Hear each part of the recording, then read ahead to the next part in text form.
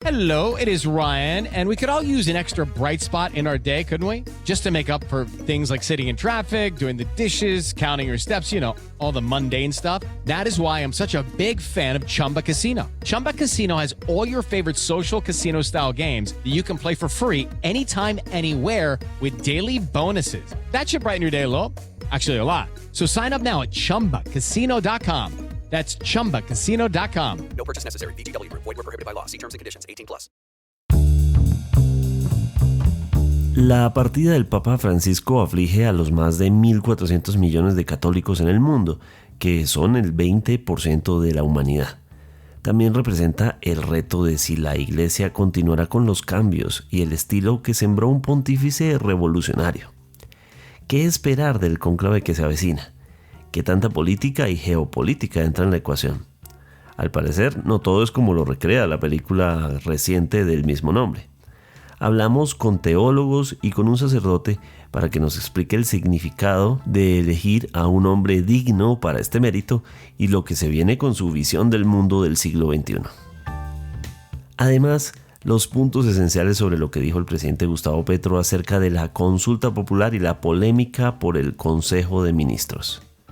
Hoy es martes 22 de abril. Mi nombre es Carlos Solano y este es el café de hoy de El Tiempo.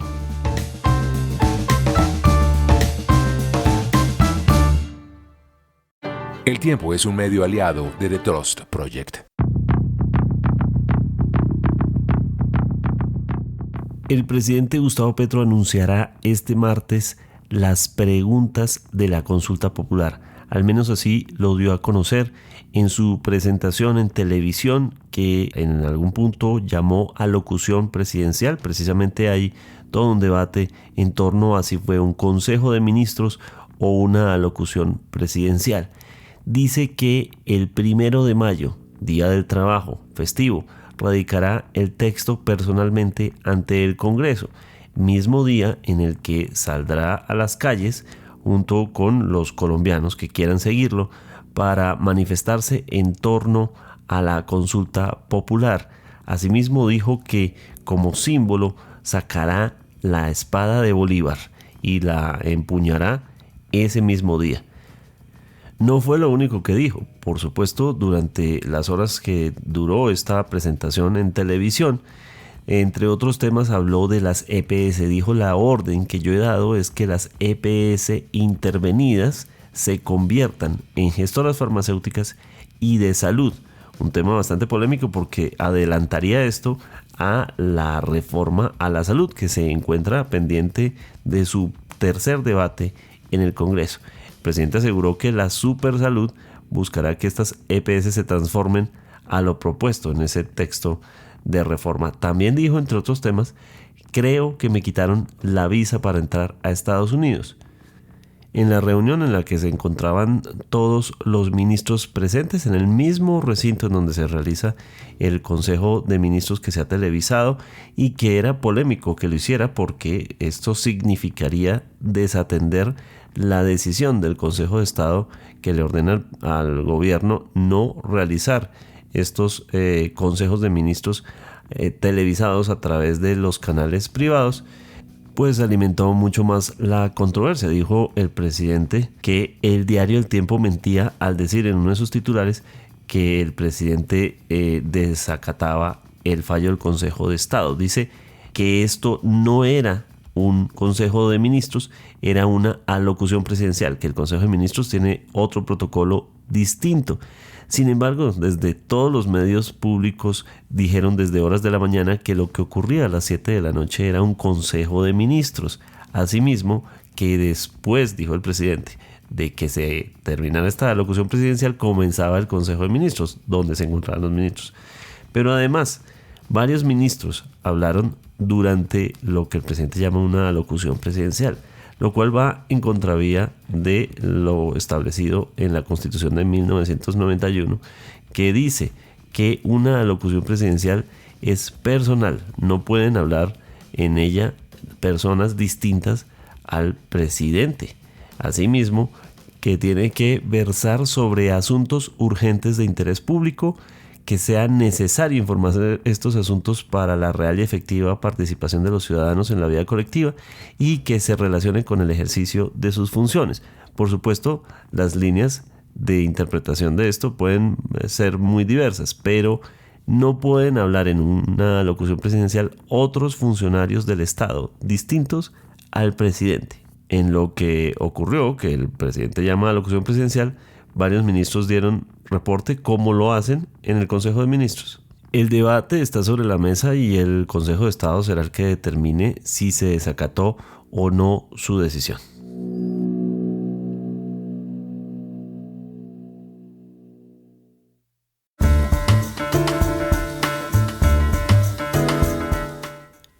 El Papa Francisco dejó una huella imborrable, el primer Papa latinoamericano.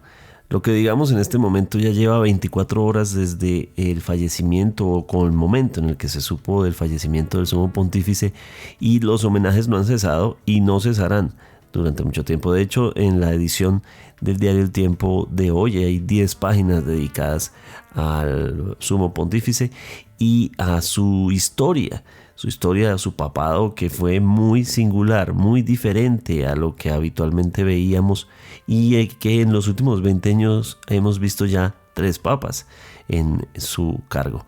Sin embargo, lo que viene ahora es decidir qué ocurrirá con la Iglesia Católica, es decir, qué hará el cónclave para elegir al que será su reemplazo. Y en ese sentido hemos querido hablar con diferentes teólogos, expertos e incluso con un sacerdote para que nos cuente qué es lo que significa este momento. Estamos con el profesor Wilmar Roldán Solano, quien es doctor en teología y licenciado en teología de la Universidad Javeriana y profesor de tiempo completo en dicha universidad. Muchas gracias por la invitación. Lo primero que quisiera preguntarle al profesor es entender este cónclave. ¿A quién debería elegir el cónclave en este punto? ¿Cuál será la dirección que tomará la Iglesia Católica a partir de este momento? Bueno, primero que todo, las congregaciones generales, que son las reuniones previas que hacen los obispos antes, bueno, en este caso los cardenales antes de el cónclave, son las que ayudan a delinear eso que se está preguntando en este momento. ¿Qué papa? ¿Qué papa para qué iglesia?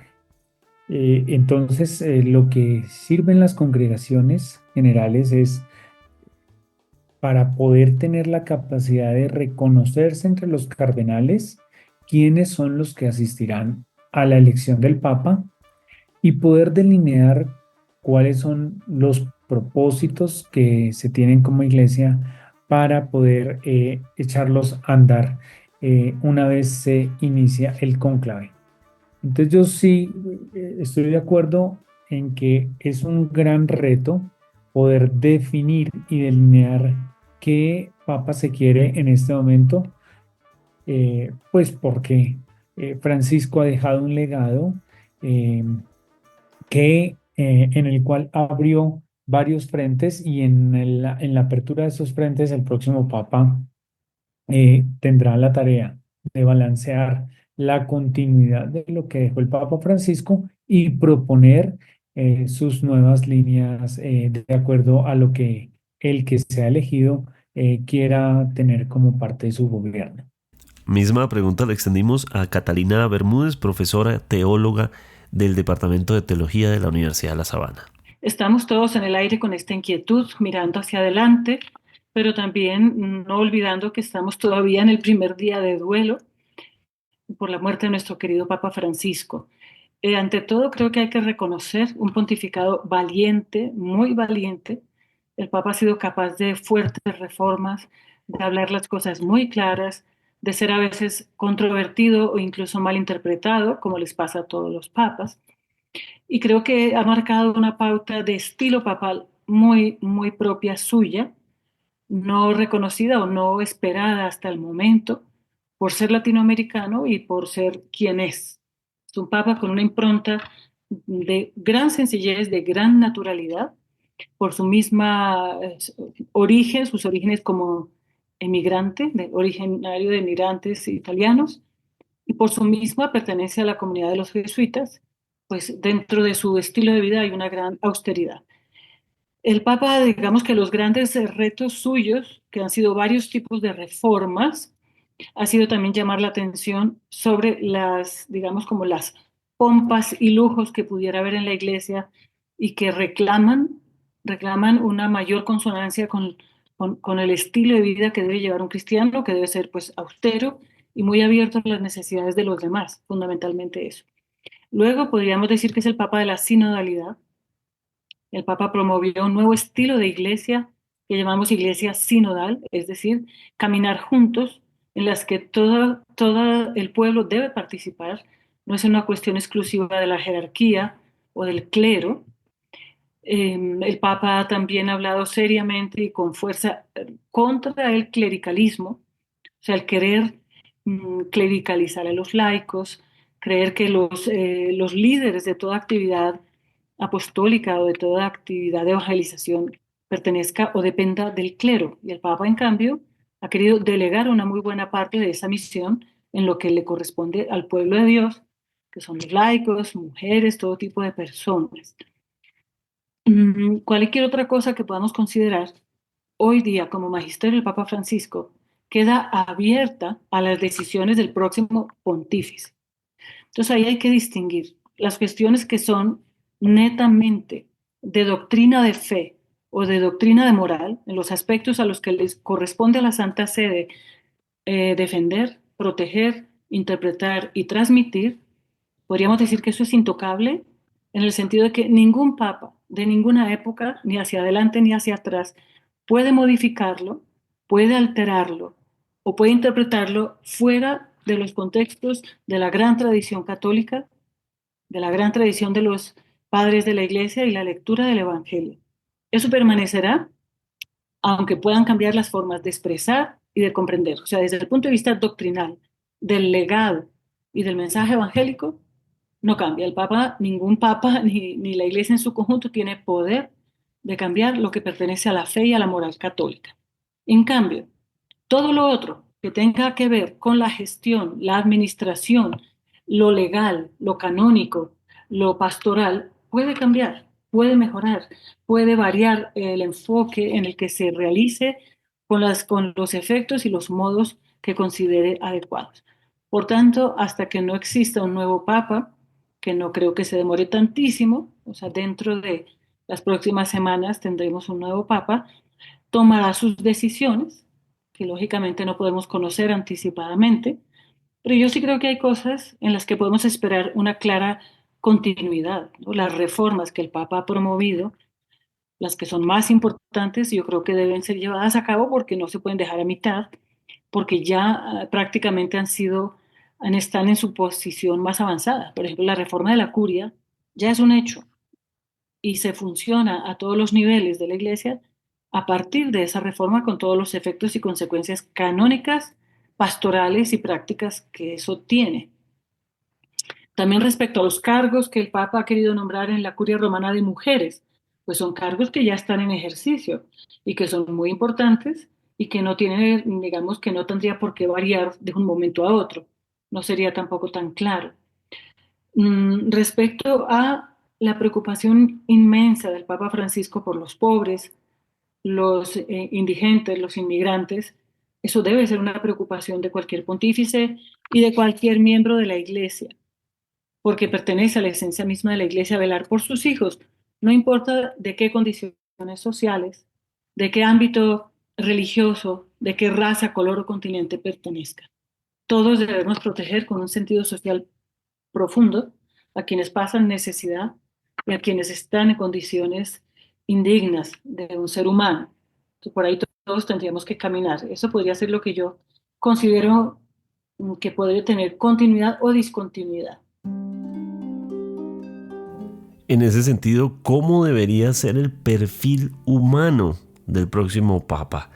Le consultamos esto al padre Daniel Saldarriaga, quien es sacerdote de la Arquidiócesis de Bogotá y fundador además del Banco de Alimentos de Bogotá. Dice el Corán que de lo que hace que Dios sea Dios es que nos hizo a todos bien distintos. Todos somos bien diferentes. Y yo creo que en cada momento de la historia Dios ha colocado al hombre que Él quería tener para que acompañara a un pueblo que cree y para que iluminara a los que no creen, porque de las grandezas de Dios es que puede iluminar este jerarca a la humanidad de los que no creen también. En la película Cónclave, que pues estuvo en cartelera hace poco, compitió en los premios Oscar y plantea, como lo han hecho otras películas también, pero esta de manera muy reciente, todas esas tensiones en torno al cónclave, plantean que hay una humanidad en esos cardenales y que significa los errores humanos, la codicia en algún punto, los errores cometidos como seres humanos. Sin embargo, también plantea que evidentemente tiene que ser una historia prístina, limpia, para la que puede llegar a ocupar esa posición tan determinante. ¿Qué tanto de cierto hay en eso? ¿O estamos solo ante un escenario en que esto también tendrá que ver con la política y el poder? Le consultamos al profesor Roldán. Mire, yo creería que el cónclave es un espacio en el cual hay dos grandes tensiones. La primera tensión de lo humano y la segunda tensión, vamos a darle un calificativo que es la tensión de lo divino. Las dos se van a conjugar en quienes hagan parte del cónclave y, sin duda alguna, como seres humanos, somos seres políticos. Y lo que se va a decidir, el asunto que se decide en medio del cónclave, tiene no solamente el componente humano, sino que tiene esa parte mística, espiritual, que el elegido recibirá el don de poder dirigir los destinos espirituales de la iglesia. Ahí es donde entra la segunda tensión, la divina. ¿Por qué se genera esta tensión?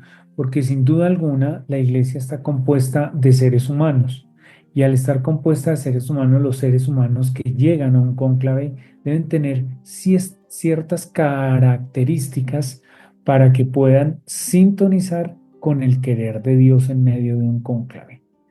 Por eso la tensión se hace muy fuerte entre estos seres humanos políticos que entran a discernir un asunto en donde el Espíritu Santo es el protagonista. En un cónclave, el protagonista no es quien salga elegido, sino quien deja que el Espíritu Santo, a través de ellos, pueda tomar una decisión de esta naturaleza. Eso nos pone en un plano en el cual lo humano y lo divino entran en tensión. Lo humano y lo divino. Pero también hablamos de que hay mucha intriga, o por lo menos así se ve desde otros escenarios. En cuanto a que, por ejemplo, se dice si este es el turno de un papa asiático, lo hemos leído en múltiples análisis.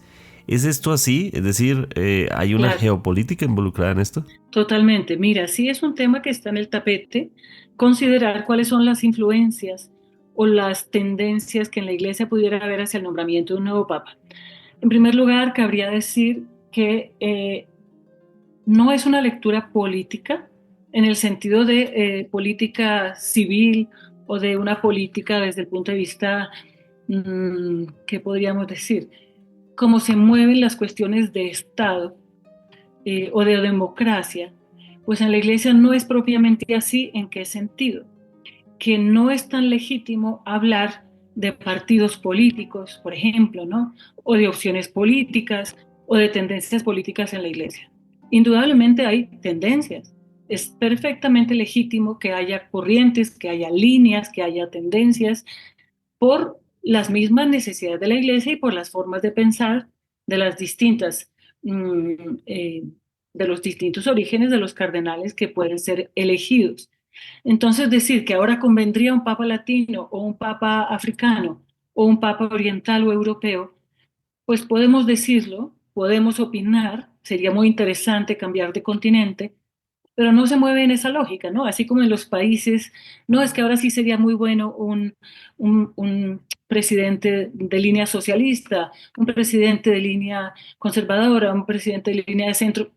Es muy difícil decirlo, sobre todo que en el campo eclesiástico son bastantes las opciones, ¿no? No son candidatos políticos que pueda haber 5, 6, 7, 8 o 10, sino que aquí estamos hablando de 103 candidatos elegibles. Entonces, ¿cómo se funciona? ¿Cómo se trabaja? Todos los cardenales que entran al cónclave tienen que estudiarse en los días previos los expedientes sobre la biografía, hoja de vida, itinerario, experiencia, preparación de cada uno de los candidatos. Y debe haber unas congregaciones generales en las cuales conversan, se relacionan, preguntan, porque tiene que haber una interacción mutua para conocerse más a profundidad, para que pueda haber un voto con un sentido profundo de conveniencia para la Iglesia. Lo menos posible con conveniencias humanas y posiciones de partido. En principio debe ser lo más neutral posible, pero sí es legítimo esa especie de actividad política de conversar, de unir fuerzas, de procurar lograr adeptos, porque al final tienen que tomar una decisión en breve tiempo. Eso normalmente no se puede prolongar muchos días, ni semanas, ni siquiera. Entonces tiene que haber consensos, tiene que haber acuerdos, tiene que haber, entre comillas, campaña en el interior del diálogo entre los cardenales, de forma que al entrar al cónclave cada uno tenga ya como una opción pensada y dentro del cónclave, en los espacios libres, digamos, de las votaciones, puedan llegar a tomarse decisiones o grupos de tendencia para que se pueda llegar a elegir un candidato. En ese sentido, se podría hablar de una modalidad política, con muchas salvedades. En esas salvedades se podría contar todo aquello que el Papa Francisco ha puesto no solo para mirar la iglesia hacia afuera, sino mirar hacia adentro, lo que ha significado reconocer lo que ha ocurrido dentro de la iglesia, las acusaciones que hay contra sacerdotes, los casos comprobados de pederastia en el mundo, pues en toda la iglesia católica, que se han establecido como una gran mancha de esa historia, y cómo los últimos papas han buscado de una u otra forma enfrentar esto, porque lo han tenido que hacer además también, porque salta a la luz pública. ¿Cómo entender también esos retos que vienen para la Iglesia Católica desde adentro? Profesor Roldán. Ahí podríamos decir que son dos niveles en los cuales el, el cónclave tiene una responsabilidad. Y Francisco lo dejó muy claro, y es que él le planteó a la iglesia que dejaran de verse a sí mismos. Eso es lo que se llama, o lo que Francisco denominó la autorreferencialización o autorreferenciarse. Siempre estarse mirando hacia adentro como si fuera el centro de todo. Entonces, ese es el primer nivel. El gran reto es poder tener una mirada hacia adentro, pero que no paralice la mirada que se debe tener hacia afuera, que no centralice una mirada que es importante hacia adentro, pero que al tiempo se tenga la capacidad de poder ver cuáles son los desaciertos que hay al interior de la institución, que es el segundo nivel. Una cosa es, se mira, pero uno puede, dicen por ahí, no hay ciego, no hay peor ciego que el que no quiere ver. Eso le puede pasar a la iglesia en un ejercicio de mirarse hacia adentro. La cuestión, en un segundo nivel, está en que al tener la capacidad de verse a sí misma, pueda tomar decisiones que le conciernen no solamente a la iglesia como institución hacia adentro, sino que le conciernen también hacia afuera. Por ejemplo, en esos dos casos que usted acaba de mencionar, la postura frente a personas homosexuales. Francisco dirimió la cosa diciendo, a ver, tienen la misma dignidad, y al tener la misma dignidad tienen la misma oportunidad de ser bendecidos en lo divino. Dios no le niega la bendición a nadie. Lo que no pone en juego Francisco, y lo dejó muy claro, fue la dinámica sacramental. En lo sacramental no se corrió un margen.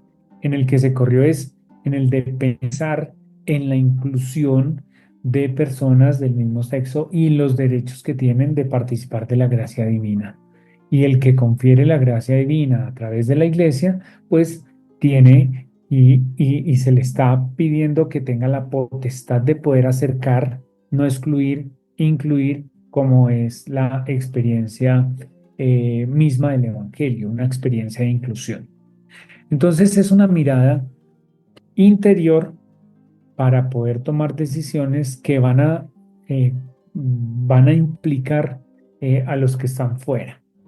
Y creo que esa es uno de los grandes retos, seguir viendo como institución cuáles son los errores. Por ejemplo, un error como es el de corrupción que había en el Banco Vaticano. Frente a eso, el Papa dice, veamos cómo está funcionando y la pregunta ¿es necesario un banco para la iglesia? La iglesia necesita, para cumplir con su misión, un banco. Revisemos cómo está funcionando este banco y tomemos decisiones sobre eso. Nos miramos hacia adentro para tomar decisiones que van a tocar la vida de los de afuera. Ese grave estigma que persigue a la iglesia seguramente va a estar presente de una u otra forma en la historia próxima y siguiente de la iglesia, ¿no? Claro, claramente. Yo creo que es un tema prioritario de salud, ¿no? De salud de la institución. Se necesita una institución fuerte, creíble y por tanto limpia de puertas para adentro. El legado que recibió el Papa Francisco, digamos que el Papa Francisco no fue el que hizo el descubrimiento de esos malos manejos dentro de la iglesia. Eso venía sonando y en diferentes medidas fue enfrentado por los papas anteriores. Me estoy refiriendo en particular a Juan Pablo II, después a Benedicto y finalmente Francisco. Las cosas salieron a la luz de una manera muy gradual, en la que unas noticias o algunas acciones, detracciones y denuncias fueron sacando a la luz, a base de investigar y afrontar esos temas, pues una podredumbre enorme y un encubrimiento gigante y un daño impensable a numerosas víctimas. Desde muchos ámbitos, no solamente desde el ámbito sexual. El abuso sexual quizás es el que nos parezca peor de todos, fundamentalmente por tratarse de pederastia, es decir, de semejantes acontecimientos con menores de edad. En cualquier caso, el abuso que se ha combatido fuertemente en la iglesia en estos últimos pontificados ha sido el abuso de poder, el abuso de conciencia y el abuso sexual, tan nocivo el uno como el otro. Lo que pasa es que la pederastia o el abuso sexual principalmente dirigido o realizado con menores tiene una gravedad y un potencial de daño enorme. El abuso de conciencia y de poder se puede dirigir, y de hecho se dirige también a adultos en cualquier institución, pues eso sucede y puede suceder no solo en la Iglesia Católica. Obviamente cualquiera de esos escenarios se da y se ha dado en muchas instituciones cercanas y lejanas a nosotros. Entonces interesa firmemente que el Papa, sea quien sea, ahora y después, mantenga los principios de reforma canónica, de reforma jurídica, organizativa y disciplinaria que se estableció ya en manos de Francisco, porque se tomaron las decisiones pertinentes para que eso tuviera la sanción, el juicio, la denuncia y los procesos necesarios para erradicar de raíz estos acontecimientos que nunca más se podrán repetir en la Iglesia, nunca más, como decía el Papa Benedicto también. Entonces, en esta línea me parece que no hay vuelta atrás. A nadie le interesa una iglesia corrupta, una iglesia con personajes de ese tipo de abusos dentro de ella misma. Pero no solamente se refieren a estas reformas. Es muy importante también el saneamiento que supuso al interior de la Iglesia Católica por el llamado Banco de la Santa Sede, el Banco del Vaticano, con una enorme corrupción interna, con un manejo de dineros del cual ya no había control, ni había quien fiscalizara, ninguna auditoría que llevara a la luz semejante nivel de corrupción. Eso ya se tomaron cartas en el asunto, se hizo un saneamiento muy amplio por recurrir a instituciones externas, a expertos externos a la misma Iglesia Católica. Lo importante es que esas cuestiones las manejen los expertos, no los clérigos o los obispos o los cardenales por ser eclesiásticos. Ahí, en estos ámbitos, hay que ser profesionales, hay que ser especialistas para poder hacer las cosas con la pertinencia, la profesionalidad y la contundencia necesarias. Eso no puede dar marcha atrás tampoco. En cambio, las formas de hacerlo pueden variar, indudablemente pueden variar. Pero yo pensaría que estas reformas que introdujo ya con fuerza el Papa Francisco no dan vuelta atrás por la importancia para la misma credibilidad de la Iglesia Católica. Hay quienes creen que el Vaticano podría volver a esa mirada conservadora, a las posturas religiosas del siglo XX, que en muchos casos, pues hoy, en un mundo tan distinto, pues pueden ser un inconveniente grande. Profesor Roldán, ¿usted cree que eso va a pasar? Es decir, que viene una ola, como está ocurriendo con muchos gobiernos en el mundo y particularmente en Europa, que se esté volviendo hacia una mirada más ortodoxa y conservadora. Pues la mirada sociológica al interior de la iglesia deja en evidencia que la iglesia es muy pendular en sus movimientos. Puede estar muy en tendencia hacia la avanzada y puede retroceder hacia lo conservador. Yo creería que una iglesia hoy tiene que tener la iglesia debe tener la sabiduría de leerse en medio de a qué sociedad le quiere responder. Y no es lo mismo la sociedad de hace 12 años que recibió Francisco a la sociedad que tenemos actualmente. Y uno de los grandes retos que le deja Francisco a la iglesia es seguir siendo una portadora o una servidora a la fraternidad universal. Y la fraternidad universal no tiene distingos de izquierda o de derecha. Tiene la impronta que le quiso dejar Francisco es la impronta del Evangelio. Un tema, por ejemplo, como el cambio climático, que fue un tema supremamente de avanzada que tuvo Francisco. No, él no lo abordó ni desde derecha ni de izquierda. Lo abordó desde el Evangelio de la creación, la responsabilidad que los seres humanos tienen en el cuidado, en la protección de sus relaciones consigo mismo, con el otro y con lo otro. Entonces yo pensaría que aunque la tendencia puede indicar que puede haber un movimiento hacia la derecha, un poco como se está viendo la geopolítica actualmente, creería que la iglesia debe tener la sabiduría de poder ubicarse no a la tendencia derecha-izquierda, sino a la tendencia que le dejó Francisco, que es una tendencia de vivir los valores humanos del humanismo cristiano centrados en el Evangelio.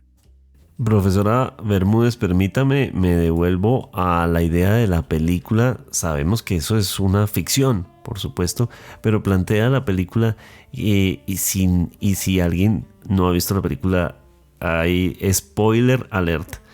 Y es que plantea que pues esa figura tiene que ser pura, pero a la vez limpia en su historia, pero a la vez también que está llena de humanidades. Y en esa película, digamos al final, terminan optando por un cardenal que llega de manera inesperada, que no estaba entre las cuentas de los favoritos y que de repente su humildad y su humanidad es la que resulta siendo la que lo elige. ¿Eso es así? Es decir, ¿existe la posibilidad de que eso ocurra de esa manera como lo plantea esa película? Pues yo pensaría que no es tan legítimo porque la película tiene que tener un atractivo también un poquito, entre comillas, sensacionalista, y debe tener éxito, en el sentido de llamar la atención sobre cosas bastante poderosas y que podrían no darse. Por supuesto, nadie puede negar que ha habido y puede haber en la iglesia personas que muevan influencias, que tengan preferencias, que se muevan, podríamos decir, de formas no tan claras, no tan puras, ligeramente turbias. Eso no podemos negarlo. Si se da, podríamos decir que no, es inevitable. Todos confiamos en que haya una gran rectitud de conciencia a la hora de elegir un pontífice. Así como todos debemos votar en conciencia cuando elegimos un presidente del país, pues uno esperaría que para elegir un líder de la iglesia lo que se necesita no es un poderoso lleno de influencias, lleno de riquezas o un Superman.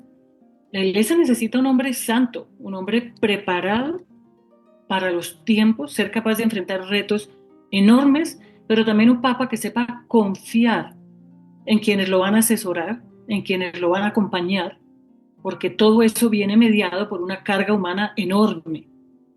Entonces, sí se puede dar cualquiera de estos extremos y al final los católicos creemos firmemente que la elección definitiva, incluso pasando por encima de tanta limitación humana, aunque ese fuera el supuesto de muchas intrigas y malos manejos, al final el Espíritu Santo es el que elige.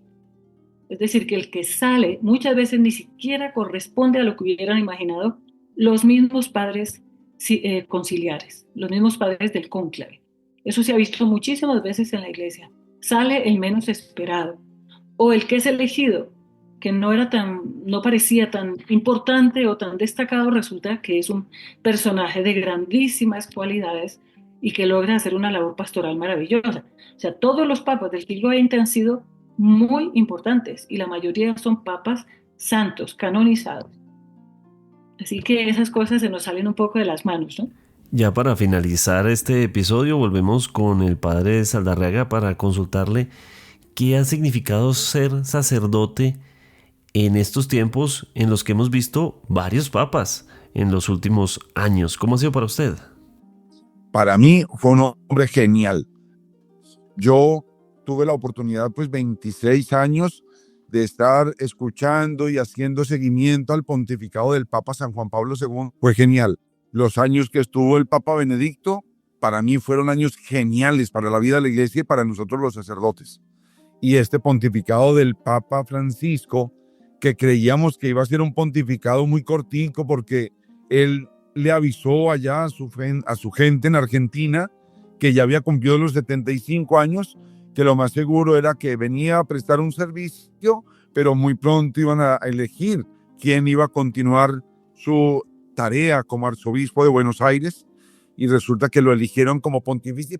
El Papa Francisco le logró hablar a mucha gente, de los que podían identificarse como los más intelectuales o de los que podían identificarse como los de un corazón más solidario y fraterno, o de los más humildes y sencillos que lo escuchaban y sentían que él siempre tenía algo que decirles. A todos nos podía hablar. Solamente cuando nuestra soberbia y nuestro orgullo no entienden que la guerra no es el camino, no entienden que la violencia no debe ser el camino, que hacer sufrir tanto a la humanidad no puede ser el camino, pues no entendemos lo que él decía y no lo logramos acoger.